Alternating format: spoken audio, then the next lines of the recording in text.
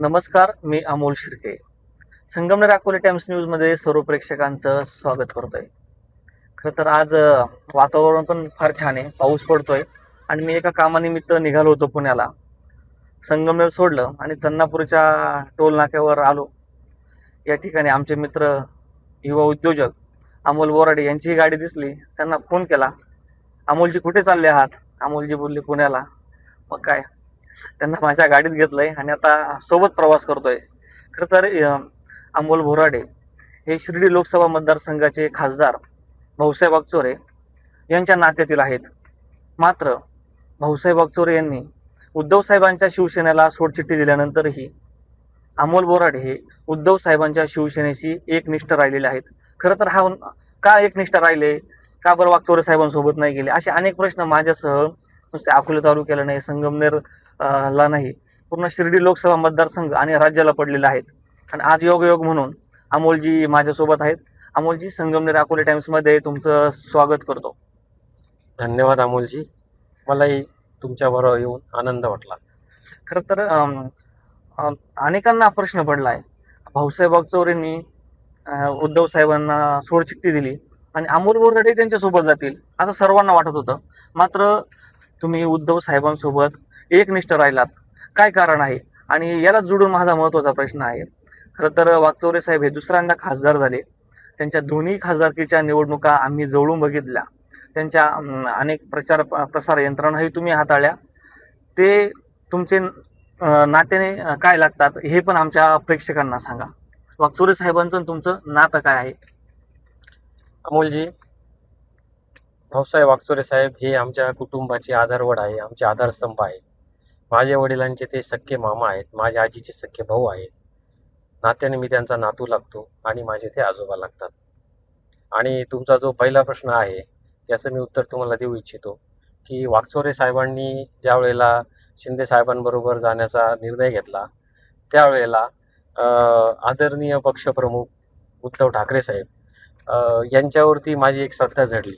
त्याचं कारण असं, 28 जून 2022ला ज्या वेळेला त्यांनी मुख्यमंत्रीपदाची राजीनामा देऊन वर्षा बंगल्यावरून ज्यावेळेला ते पाय उतार झाले त्यावेळेला संपूर्ण महाराष्ट्र हळहळला आणि त्यावेळेला माझ्यासुद्धा डोळ्यामध्ये अश्रू आले आणि त्याच वेळेला माझी त्यांच्यावरती श्रद्धा झडली. आणि आता जे काही खासदार साहेब झाले, वागचोरे साहेब खासदार झाले, यामध्ये सुद्धा उद्धव साहेबांना तिकीट दिलं आणि साहेब खासदार झाले आणि आमच्या कुटुंबातील एक व्यक्ती, आमचे आधारस्तंभ एक उच्च पदावरती बसले. त्यामुळं माझी उद्धव साहेबांवरती श्रद्धा राहिली. खरं तर अमोलजी, वागचौरे साहेब हे दुसऱ्यांदा शिर्डी लोकसभा मतदारसंघाचे संसदेत प्रतिनिधित्व करत आहे. मला 2009ची लोकसभा निवडणूक आठवते. 14ला काँग्रेसमध्ये त्यांनी जाण्याचा दुर्दैवी निर्णय घेतला. महायुतीचं वातावरण असतानाही काँग्रेसमध्ये गेले आणि त्यांचा पराभव झाला. खरं तर त्यानंतर जी मध्ये 10 वर्ष आहेत वागचौरे साहेबांची, ती खरोखर राजकीय विजनवासात गेली असं मला वाटतंय. आणि त्यानंतर कुठेतरी 2022च्या दरम्यान वागचौरे साहेबांनी पुन्हा मातोश्रीचं दार ठोठावलं आणि त्यांना पक्षप्रमुख उद्धव ठाकरेंनी पक्षात सन्मानाने प्रवेश दिला. त्या प्रवेशाचा मी एक साक्षीदार आहे. खरं तर त्या भल्या पाठे शिर्डीहून आपण दोघंही सोबत निघालो होतो. त्यांचा तो शेकडो कार्यकर्त्यांचा संच असेल, मोठा ताफा असेल. 2 वेळा म्हणजे पक्षप्रवेश झाला म्हणता येईल त्यांचा. सुरुवातीला 2009, नंतर 2022ला. आणि आता इतका मोदी लाटेमध्येही 2024ला उद्धव साहेबांच्या नेतृत्वावर विश्वास ठेवत शिर्डी लोकसभा मतदारसंघातील जनतेने वागचौरे साहेबांना मतदानाचं भरभरून दान दिलं आणि वागचौरे साहेब दुसऱ्यांदा खासदार झाले. या खासदारकीला अवघी आता 2 ते 2.5 वर्ष झाली. मात्र त्यांनी पुन्हा उद्धव साहेबांना सोडलं. ह्या गोष्टी तुम्ही कसं बघता? उद्धव साहेबांवर तुमची श्रद्धा आहे, तुम्ही त्यांचा एक उदाहरण सांगितलं. 2022 साली त्यांनी कसं त्यांचं शासकीय निवासस्थान सोडलं आणि एकीकडं नातवाची ही भूमिका, आजोबांची ही भूमिका, याकडे तुम्ही कसं बघता? त्याच्यामध्ये अमोलजी, मला एक गोष्ट तुम्हाला निदर्शनास आणू इच्छितो की देशामधील जे काही सत्तेमधील जे लोक आहेत ते विरोधी पक्षातील कोणत्याही खासदाराला, आमदाराला निधी मिळू देत नाही, त्याला काही काम करू देत नाही.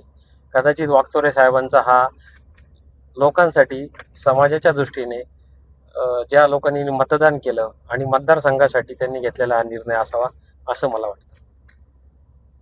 खरंच अमोलजींना वाटतंय वागचौरे साहेबांचा निर्णय हा मतदारसंघातील लोकांच्या हितासाठी घेतलेला असावा.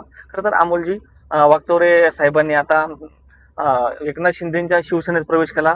तुम्ही मात्र उद्धव साहेबांच्या शिवसेनेत ठाम राहिलात, परंतु पक्षाने तुमच्यावर नवीन जबाबदारी दिली आहे. तुम्ही ज्या अहिल्यानगर आपल्या जिल्हा संघटकपदी तुमची निवड झाली आहे. या निवडीकडे तुम्ही कसं बघता? खरं तर म्हणजे वाकचौऱ्या साहेबांच्या विरोधात तुम्हाला कुठं पक्षाने काही ताकद दिली की काय? तुम्हाला जे पद दिलंय याकडे तुम्ही कसं बघताय? कारण मी गेल्या अनेक दिवसांपासून बघतोय, संगमनेर अकोले तालुक्यात असेल, शिर्डी लोकसभा मतदारसंघात असेल, अनेक ठिकाणी केंद्र राज्य सरकारच्या विरोधात आंदोलन होत आहे. त्या आंदोलनाचं नेतृत्व तुम्ही करत आहात. याकडे कसं बघता तुम्ही? खरं सांगायचं झालं तर ज्या वेळेला हे 6 खासदार आणि मागच्या वेळी 2022 साली 40 आमदार आणि काही 13 खासदार हे आदरणीय पक्षप्रमुख उद्धवजी ठाकरे साहेब यांना सोडून शिंदे साहेबांबरोबर गेले. त्यावेळेपासून आत्तापर्यंत वेळोवेळी शिवसेनेमध्ये असे काही लोक गेल्यामुळे म्हणजे आमदार खासदार गेल्यामुळे पोकळी निर्माण होत आहे कदाचित. आणि मलाही अगदी लहानपणापासून किंवा शालेय जीवनापासून संघटनात्मक काम करण्याची मला आवड आहे. त्याचबरोबर हे अशा प्रकारची मला कामाची आवड असल्यामुळे आणि मी ज्या वेळेला उद्धव साहेबांना भेटलो त्यावेळेला त्यांनी माझ्यावरती ही जबाबदारी दिली, तुम्ही जिल्हा संघटक म्हणून काम करा, संघटनात्मक बांधणी करा, मतदारसंघामध्ये आपली नवीन नवीन शाखा ओपन करा आणि आपल्या शिवसेना हे नाव जे 4 अक्षरी नाव आहे हे कधीही संपणारं नाही आहे. याच्यामध्ये अनेक नवीन लोक येत राहतात आणि जुने लोक जात राहतात. कुठंतरी असं तुम्हाला वाटत नाही का तुमच्या पक्षाने वागचौरे साहेबांच्या विरोधात तुम्हाला सध्या ताकद दिली, असं वाटत नाही का? कारण जी आम्ही मतदारसंघामध्ये चर्चा बघतोय, सध्या माध्यमांमध्ये ज्या बातम्या झळकतायत त्या बघतो आम्ही. तुम्हाला काय वाटतं, भविष्यात आजोबांना शिव देण्याचा नातवाचा प्रयत्न असेल का? नाही, असा आम्ही कधी विचार केलेला नाही आणि यानंतरही करणार नाही. कारण वाकचौरे साहेब हे आमच्या कुटुंबाचे आधारवड आहेत, आमचे आधारस्तंभ आहेत. त्यांच्या विरोधात माझा जाण्याचा काही प्रश्न उद्भवत नाही.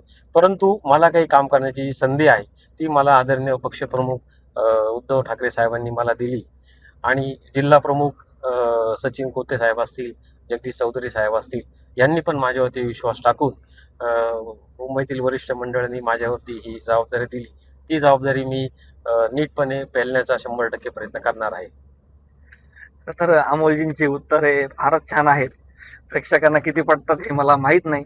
अमोलजी, खरं तर आता देशातलं वातावरण बघतोय, राज्यातलं वातावरण बघतोय. नुकतंच काल CJP आणि आपले ज्येष्ठ समाजसेवक, संशोधक सोनम वांगचुक यांनी 18 दिवस आमरण उपोषण केलं. 18व्या दिवशी त्यांना पोलिसांनी बळजबरीने उचलून नेलं. राज्यामध्येही आपल्या अनेक ठिकाणी विद्यार्थ्यांची आंदोलनं सुरू आहेत. दिल्ली हादरली आहे. संसदेच्या बाहेर अनेक ठिकाणी तरुणांना मारहाण केली जाते. प्रशासन, हे आंदोलक विद्यार्थी यांचं आंदोलन चिघळलंय. याकडे तुम्ही कसं बघताय? आज नुकतंच तुम्ही अकोले शहरातही याच विषयाला अनुसरून एक आंदोलन केलं आहे. सध्या कुठंतरी हे जे केंद्र सरकार आहे, राज्य सरकार आहे, शेतकरी विरोधी तर आहेत, मात्र नीट सारखे पेपर असेल महत्त्वाचे, अनेक पेपर लीक झाले, अनेक मुलांनी आत्महत्या केल्या आणि आता कुठंतरी वातावरण पेटलंय. ह्या गोष्टीकडे तुम्ही कसं बघता? अमोलजी, मला तुम्हाला सांगायला आनंद वाटेल की 6 जून 2024 म्हणजे मागच्या महिन्यात 6 जूनला ज्या वेळेला अभिजित दिपके यांनी त्याच्या अगोदर 15 दिवस कॉक्रोच पार्टी अनाऊन्स केली सोशल मीडियावरती, त्यानंतर त्याने ज्या दिवशी त्याने दिल्लीमध्ये भारतामध्ये येण्याचा निर्णय घेतला, त्या दिवशी मी त्याचं स्वागत करण्यासाठी, अभिजित दिपकेचं स्वागत करण्यासाठी दिल्लीला पहाटे 4 वाजता पोहोचलो होतो. 9 वाजता मी त्याचं स्वागत केलं आणि दिवसभर जे 1 दिवसीय आंदोलन होतं त्या संपूर्ण आंदोलनामध्ये मी सहभागी झालो.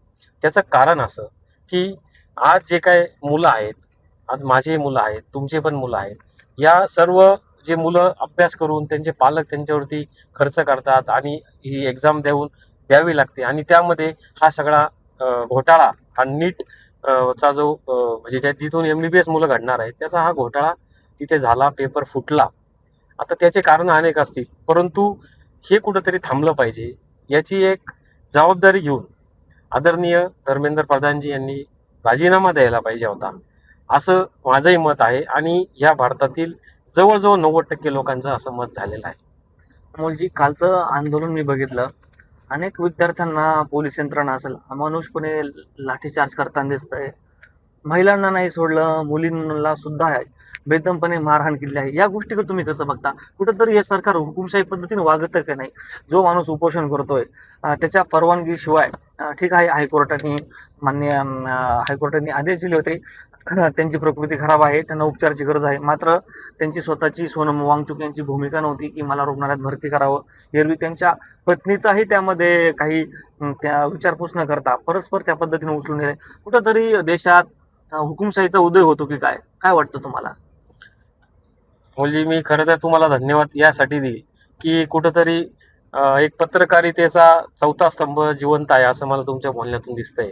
आणि हे आज पत्रकारांना देखील जे सोशल मीडिया असतील, प्रिंट मीडिया असतील, त्यानंतर न्यूज चॅनल असतील, यांना देखील आता हे वाटायला लागलेलं आहे की केंद्र सरकार जे हा जुलम करतोय, त्यामध्ये जुलमी त्यांनी वागून जे सोनम वांगचुक आहेत त्यांना त्यांनी उचलून घेतलं. आणि जे काही मुलं आहेत त्यांनी ते आंदोलन केलं. आणि मी त्या आंदोलनात सहभागी झालो. नंतर पुण्याला पण आंदोलन झालं. त्याच्यानंतर 8 दिवसांनी 11 जूनला त्या आंदोलनात मी विथ फॅमिली हजर होतो.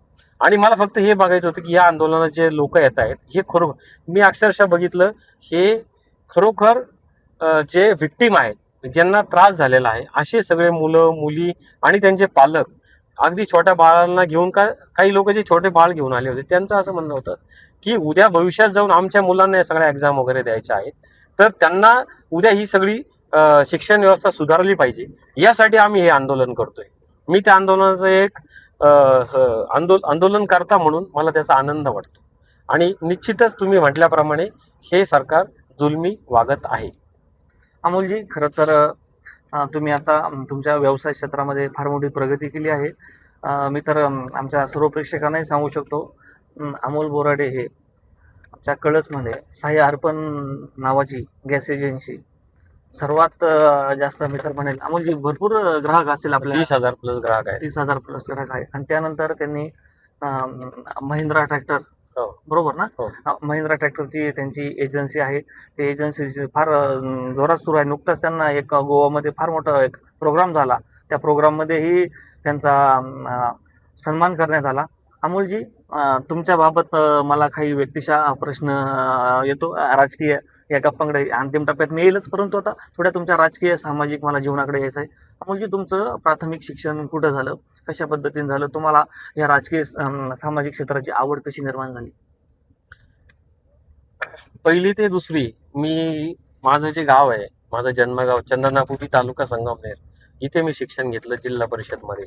त्यानंतर माझ्या वडिलांनी आम्हाला, मी घरातला मोठा असल्यामुळे आम्ही संगमनेरला स्थायिक झालो. पप्पा माझे शॉपकीपर आमचे दुकान चालवत होते. आणि ते करत असताना त्यांनी मला तिथे 3री ते 12वी आणि त्यानंतर इंजिनिअरिंगचे शिक्षण आमचं संगमनेरमध्येच झालं. अच्छा. अमोलजी, खरं तर मी असं पण ऐकलेलं आहे, तुम्ही जरी आज यशाचं शिखर गाठलेलं असेल तरीही तुमचे वडील आजही पारंपरिक तुमचं जे काम होतं, पारंपरिक पद्धतीने जे चाललेलं आहे ते काम आजही करतात. काय तथ्य आहे यात? अगदी खरं आहे. आणि आम्ही जे काही आजही कष्ट करतो, किंवा आजही माझा भाऊ असेल, नगरसेवक झालाय तो असेल, मी असेल, आम्हाला जे प्रेरणास्थान आहेत तर ते सर्वप्रथम माझे वडील आहेत, की ज्यांनी रात्रीचा दिवस करून, अगदी ते आता सुद्धा तुम्ही जर बघितलं तर ते बनियनवरती थांबून कुशनच्या दुकानावरती सकाळी 9 ते संध्याकाळी 7 पर्यंत थांबलेले असतात. तेच आमचे आधारस्थान आहे आणि ते आमचे आयडल आहेत. तर अमोलजी, जितका मोठा संघर्ष असतो तितकं मोठं यश असतं असं म्हणतात. आणि त्या उदाहरणाला तुम्ही पात्र आहात. खरं तर भारत बोराडे आता नुकतेच नगरसेवक झाले. त्यांच्या अनेक सभाही मी कव्हर केल्या संगमनेर नगर परिषदेमध्ये. तुम्ही त्या मुख्य भूमिकेत होतात. निवडणुकीच्या पाठीमागचा मुख्य सूत्रधार म्हणता येईल. त्या पद्धतीने तुम्ही एक सूक्ष्म नियोजन केलं. काय सध्या भारतच्या वॉर्डामध्ये काय विकास कामं सुरू आहेत की नाही? मला सांगायला अतिशय आनंद वाटेल. पाणी येऊ? ठीक आहे. ठीक आहे. मला सांगायला अतिशय आनंद वाटेल की माझा जो लहान भाऊ आहे भारत बोराडे नगरसेवक, जे वार्ड नंबर 2 मधून तो आता नगरसेवक झालेला आहे. आमच्या कुटुंबाचा विरोध असताना देखील आम्ही भावांनी आणि सतीश तांबे साहेब आणि सुधीरजी तांबे साहेब यांनी आमच्यावर जो विश्वास दाखवला आणि माझ्या भावाला उमेदवारी दिली. त्या उमेदवारी दिल्यानंतर माझा भाऊ निवडून आला आणि त्यानंतर अक्षरशः काही जास्त नसताना जास्त नसताना तर त्याने पूर्ण मतदार वार्डामध्ये त्याने ग्राउंड लेवलला जाऊन काम करतो आहे आणि त्याची भूमिका नवीन शिकून ते काम करण्याचीच आहे. माझं देखील त्याला सांगणं हेच असतं की ज्या लोकांनी आपल्याला विश्वास टाकलाय, तुझ्यावरती विश्वास टाकून तुला निवडून दिलंय, त्या लोकांना आपण न्याय दिला पाहिजे. आणि आदरणीय सत्यजित तांबे साहेब आणि नगराध्यक्ष मैथिलीताई तांबे मॅडम यांच्या मार्गदर्शनाखाली तो सुंदर काम करत आहे. खरं तर संगमनेरची नगर परिषद आहे. संगमनेर सेवा समितीला येथील नागरिकांनी संपूर्ण बहुमत दिलं. त्यातील एक नगरसेवक अमोल बोराडे यांचे लहान बंधू भारत बोराडे आहेत. खरं तर अमोलजी, आज योगायोगाने आपली भेट झाली आणि अनेक गप्पाही रंगल्या. खरं तर तुम्ही आज ज्या पक्षाचं नेतृत्व करत आहात, उद्धव ठाकरेंची शिवसेना, अनेक आमदार सोडून गेले, खासदार सोडून गेले, विरोधात हल्ली कुणाला राहायचंच नाही असं दिसतंय. याकडे तुम्ही कसं बघता? आणि यातून तुमचं फार मोठं विजन आहे, शेतकऱ्यांचे प्रश्न मार्गी लावायचे, पर्यटनाचे कामं करायचे. याकडे तुम्ही कसं बघता? विरोधात हल्ली कोणाला थांबायचं नाही आणि हे जे सरकार आहे, हे सरकार देखील हल्ली लोकांना, म्हणजे जो सत्तेतील आमदार आहे, खासदार आहे, त्यांनाच विकास निधी देत आहे, हे आम्ही बघतोय बऱ्याचदा. त्याच्यामुळे हल्ली जे कोणी आमदार खासदार प्रवेश करताय ते म्हणतात आम्ही विकासासाठी तिकडे चाललो. तुमच्यासारखे हे जे नवयुवक आहे, हे नुकतेच राजकारणात येऊ बघताय, कुठेतरी राजकारणात प्रवेश केलाय, त्यांनी कसं लोकांसमोर जायचं, काय सांगाल? आता यामध्ये तुमचे बरेच प्रश्न आणि त्याचे उपप्रश्न आहेत. प्रथमतः मी तुम्हाला सांगू इच्छितो की जसं रात्री मागून दिवस असतो आणि दिवसामागून रात्र असते, तसं आज आदरणीय पक्ष प्रमुख उद्धव साहेबांच्या पक्षाला म्हणजे शिवसेनेला आता कदाचित थोडे वाईट दिवस असतीलही, परंतु येणाऱ्या काळामध्ये संपूर्ण जनता, महाराष्ट्राची जनता, त्याचबरोबर देशाची जनता उद्धव साहेबांबरोबर राहील, यात मला कुठलीही शंका वाटत नाही. अमोलजी, नुकतंच इराण इराकचं युद्ध भडकलेलं बघितलं. गॅस टंचाई होती, अनेक ठिकाणी पेट्रोलही मिळत नव्हतं. याकडे तुम्ही कसं बघता? प्रत्यक्षात तर भारताचं आणि इतर राष्ट्राचं कोणाचंही युद्ध नव्हतं, दोन दुसऱ्या राष्ट्रांचं युद्ध सुरू आहे, तरीही त्याचा ताण आपल्या भारत देशावर जाणवत होता. याकडे तुम्ही कसं बघता? म्हणजे हा प्रश्न विचारायचं कारण असं आहे, तुमची स्वतःची फार मोठी गॅस एजन्सी आहे, अनेक फार मोठा ग्राहकांना यावेळेस ताण सहन करावा लागला. अनेक आमच्या मित्रांच्या घरातील लग्न होती, गॅस टाक्या मिळत नव्हत्या. काय सांगा? यामध्ये खरं सांगायचं झालं तर ज्या वेळेला मी ऑल LPG वितरक सोशल असोसिएशन, आमची जी संस्था आहे, आम्ही एक असोसिएशन रजिस्ट्रेशन केलं आहे, त्याचा मी प्रेसिडेंट आहे. त्या नात्याने मी तुम्हाला असं सांगू इच्छितो की आपल्या देशाची जी पूर्ण मागणी आहे त्याच्या 90% आपण आयात करतो. 10% फक्त आपण आपल्याकडे गॅस किंवा तेल क्रूड ऑइल तयार होतं. तर माझी शासनाला या माध्यमातून आम्ही अनेक वेळा विनंती केलेली आहे की आपण आपलं स्वतःचं पहिल्यांदा प्रोडक्शन वाढवलं पाहिजे, जेणेकरून जर आपलं प्रोडक्शन वाढवलं तर आपल्याला ही टंचाई भासणार नाही आणि हा जो काही त्रास होतो हा त्रास होणार नाही. पण युद्ध एका राष्ट्रात आणि त्याचा फार मोठा फटका आपल्या यावेळेस देशातील नागरिकांना बसलाय. त्यानंतर मध्यंतरी भारत पाकिस्तानचं जे काही युद्ध झालं, त्या युद्धानंतर भारताची जी अचानक भूमिका होती, कुठंतरी अमेरिकेचे राष्ट्राध्यक्ष असतील, डोनाल्ड ट्रम्प यांच्या इशाऱ्यानंतर आपण युद्ध थांबवतोय, कुठंतरी भारताची ही जी यंत्रणा आहे, गृह खातं असेल, आपले पंतप्रधान मोदी असेल, हे कुठंतरी अमेरिकेच्या राष्ट्राध्यक्षांच्या हाताखाली आहेत किंवा त्यांचं सगळं ऐकतात असं वाटतंय. माझ्यासारखा एक पत्रकार तुम्ही आहेच, परंतु एक भारताचा एक सुशिक्षित नागरिक आहे, एक सजग नागरिक आहे, मलाही कुठंतरी वाटतं आपल्या देशाला अमेरिकेतून ऑपरेट करताय. कसं बघता तुम्ही याकडे? जसं तुमचं मत आहे तसंच माझ्यासारख्या सुशिक्षित मुलांचं देखील, तरुणांचं देखील सेम मत आहे. कारण ज्या वेळेला इफ्स्टीन फाईल असं काहीतरी नाव निघाले, त्यावेळेला आपल्या देशाचे आदरणीय पंतप्रधान, त्यानंतर पेट्रोलियम मिनिस्टर हरदीप सिंग पुरी, अशा काही लोकांची नावं त्यात लोकांकडनं घेण्यात आले आणि ते घेण्यात आल्यानंतर असं आपल्याला वाटत होतं की जसं ट्रम्प सांगतील त्याप्रमाणे आपल्या देशाचे जे प्रतिनिधित्व करतायत त्यांच्या काही पावलं पडत होते.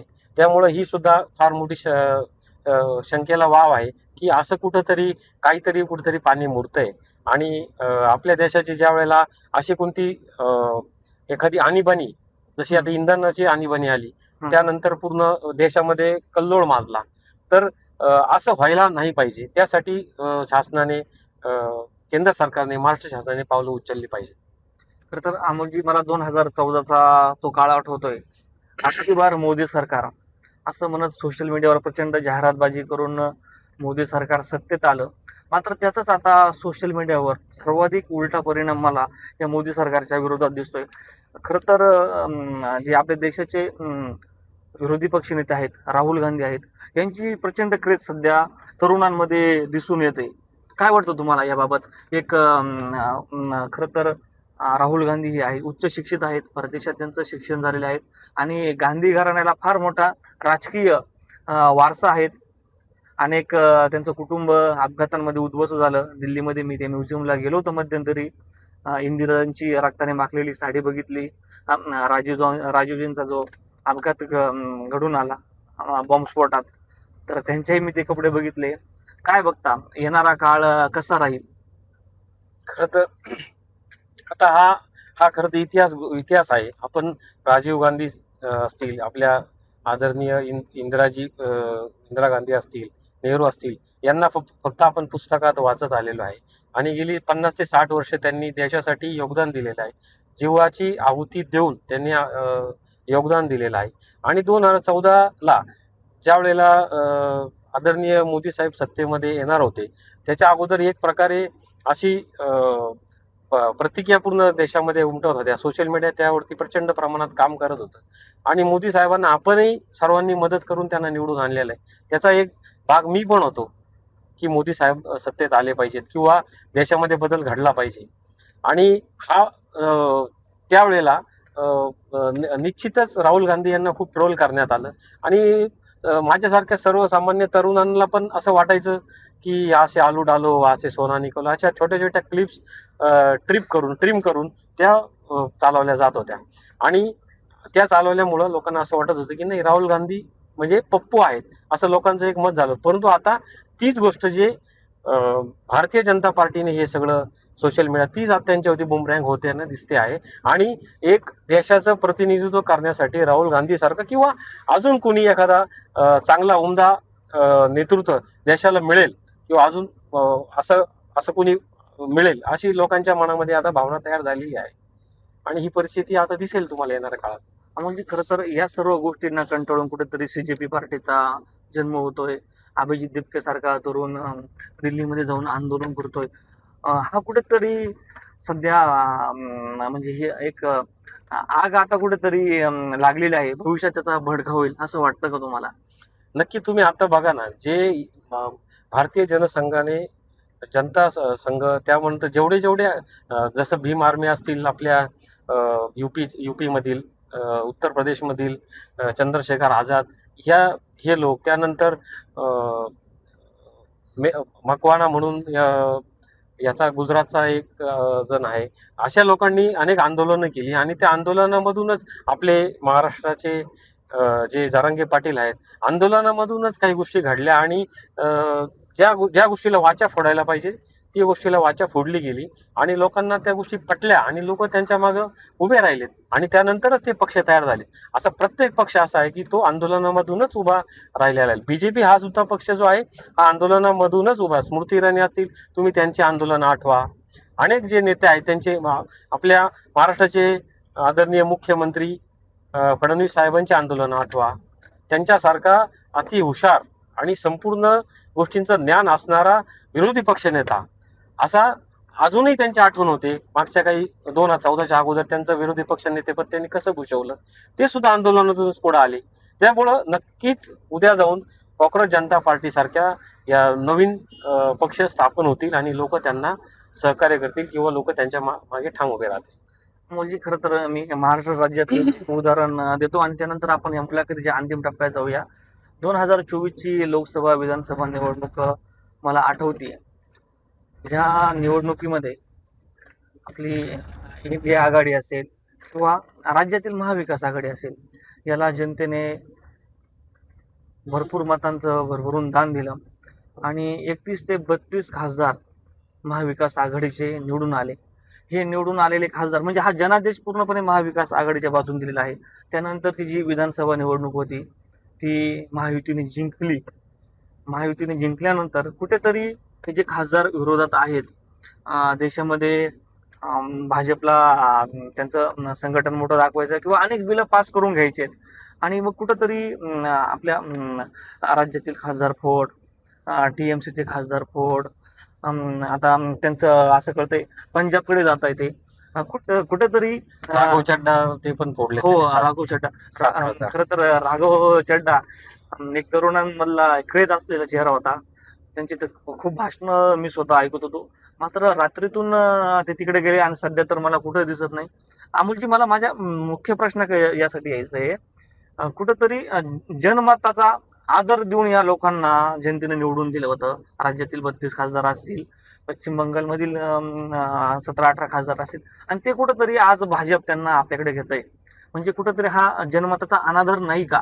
2029 ची निवडणूक या मुद्द्यावर गाजेल का? काय वाटतं तुम्हाला? नक्कीच माझ्यासारख्या सर्व सामान्य जे जनता आहे त्यांना हे कळून चुकलेलं आहे की आता 2029ला हा बदल घडविला पाहिजे आणि त्या दृष्टीनं हे लोकांच्या प्रक्षोभक भाषणं आणि लोकांची जी मनातील सुप्त लाट आहे ती कुठेतरी ह्या BJP किंवा या सत्ताधाऱ्यांपर्यंत पोहोचते आहे. आणि त्याचंच हे म्हणून जर त्यांनी डिलिमिटेशन बिल जर आणलं आणि त्या डिलिमिटेशन बिलमध्ये 545 खासदाराचे 843 काहीतरी खासदार करणार आहेत, 826 समथिंग खासदार जागा वाढवणार आहेत. त्यामुळे ते कुठेतरी हे जे काही महिला 33% वाढून त्याच्यामध्ये जे आताचे खासदार आहेत त्यांना कुठेतरी आता जागा ॲडजस्ट करायची आहे. आणि त्यानंतर उत्तरेमध्ये हा भाजपचा प्रभाव जादा आहे आणि त्यामुळं त्यांना हे डिलिमिटेशन बिल आणायचं आहे. आणि त्यानंतर सत्तेतून पुन्हा सत्ता आणि सत्तेतून पुन्हा पैसा आणि पैशातून पुन्हा सत्ता, असं त्यांचं जे धोरण आहे ते त्यांना इथून पुढे नेहमी राबवायचं आहे असं एक दिसतंय. परंतु जनतेने नाकारल्यानंतरही आमदार खासदार विकत घ्यायचे, फोडायचे, हे कुठंतरी चुकीचं सुरू आहे. म्हणजे खरं तर शिर्डी लोकसभा मतदारसंघाची मला निवडणूक आठवते. वागचौरे साहेबांसाठी ही निवडणूक टफ होती. मी तर म्हणेल शिर्डी लोकसभा मतदारसंघातील जी 2 तालुके आहेत, संगमनेर आणि अकोले, या तालुक्यांनी त्यांना भरघोस मतं दिली आणि ह्या 2 तालुक्यांच्या जोरावरच ते खासदार झाले. मात्र ते सुद्धा या पद्धतीने जनमताचा अनादर करीत सत्तेत सहभागी झाले आहेत.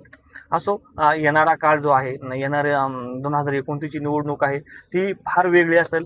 अमोलजी, आपण आता प्रवास करत आळेफाटाच्या पुढे पोहोचलेलो आहोत. खरं तर तुम्ही अहिल्यानगर शिवसेनेचे जिल्हा संघटक झालेले आहेत, त्याबद्दल तुम्हाला आमच्या अकोले टाइम्स परिवाराच्या वतीने शुभेच्छा देतो. खरं तर आमच्या सर्व प्रेक्षकांना मी सांगू इच्छितो, 2029ची निवडणूक असेल किंवा मध्यंतरी ज्या काही निवडणुका होतील, या निवडणुकांमध्ये अमोल बोराडे कदाचित उमेदवारही दिसू शकतात. जिल्हा संघटक हे जे ते झालेले आहे, या पदाच्या माध्यमातून त्यांची सध्या राजकारणात साखर पेरणी सुरू आहे असं तरी मला सध्या दिसतंय. व्हिडिओ जर्नलिस्ट मयूर भालेरावसह मी अमोल शिर्के, आळेफाटा. साई दृष्टी नेत्रसेवा चष्माघर अकोले शहरातील सर्व अत्याधुनिक सुविधा उपलब्ध असलेले एकमेव अद्ययावत शोरूम म्हणजेच साई दृष्टी नेत्रसेवा चष्माघर. आमच्याकडे Titan, Fastrack, Puma, Oakley, Velocity, CK, Ray Ban, ID, Vogue, Police, Stepper, Scott, Carrera, Tommy Hilfiger, Killer, Crizal, Zeiss, Prime, Bronzer, Yash, Bausch and Lomb, Johnson and Johnson, Alcon आदी कंपन्यांच्या फ्रेम्स, सनग्लासेस, लेन्सेस व कॉन्टॅक्ट लेन्सेस योग्य दरात उपलब्ध. तसेच Titan company लेन्सेसचे एकमेव अधिकृत विक्रेते. आता अकोल्यात प्रथमच ऑटो मशीनद्वारे चष्म्याची रोबोटिक फिटिंग. प्रोग्रेसिव्ह चष्म्यासाठी डोळ्यांचे व चष्म्याचे अचूक मोजमाप करण्यासाठी जाईस कंपनीचे सॉफ्टवेअर असलेला ॲपल कंपनीचा टॅब. तज्ज्ञ ऑप्टोमेट्रिस्टकडून कॉम्प्युटरद्वारे डोळ्यांची मोफत तपासणी, डोळ्यांची मायक्रोस्कोपिक तपासणी, काच बिंदूचे अचूक निदान करण्यासाठी डिजिटल टोनोपेनद्वारे डोळ्यांचे इंट्राऑक्युलर प्रेशर मोजणे, पॅकीमीटरद्वारे बुबुळाची जाडी मोजणे, कॉन्टॅक्ट लेन्सेसच्या अचूकतेसाठी कॅरेटोमीटरद्वारे बुबुळाचं मोजमाप करणे आदी अत्याधुनिक सुविधा उपलब्ध असलेले अकोले शहरातील एकमेव चष्माघर. आपल्या अनमोल डोळ्यांच्या समस्येसाठी बिर्ला आय हॉस्पिटल नाशिक यांच्या माध्यमातून तज्ज्ञ डॉक्टर दर गुरुवारी सकाळी 10:30 ते 3:30 पर्यंत साई दृष्टी नेत्रसेवा चष्माघर इथे उपलब्ध राहतील. आमचा पत्ता साई दृष्टी नेत्रसेवा चष्माघर, अकोले बसस्थानकाच्या मागील बाजूस, जय महाराष्ट्र हॉटेलच्या पाठीमागे, अकोले, तालुका अकोले, जिल्हा अहमदनगर. संपर्क 91 36 52 93 93.